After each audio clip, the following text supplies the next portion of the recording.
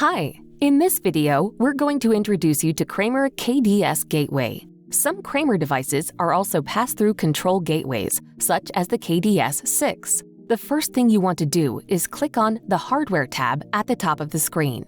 In order to add a KDS 6 gateway to your space, complete the following steps. First, click on the plus sign. You'll see a pop-up appear. Select Add Kramer Gateway from the list of choices and in the field below the list, and provide a name to appear for this gateway and click Next.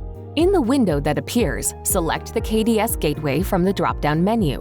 Once you have selected the KDS device, enter the IP address of the KDS decoder you are controlling on the line below. After adding the IP address, click Create, and the pop-up window will close. You will now see the list of gateways in the builder. Inside the Kramer gateways, you will see your newly created gateway. If you are controlling the KDS decoder, drag and drop the KDS decoder device from the devices list to the network portion of the KDS gateway. To do this, first click on the plus sign above the right-hand menu system.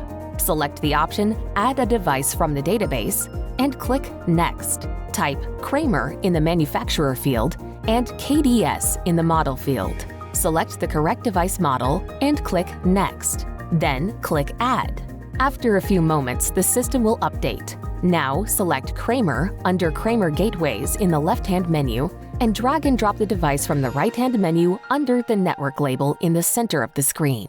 To assign your RS-232 controlled device, drag and drop the RS-232 device from the devices list to the serial portion of the KDS gateway.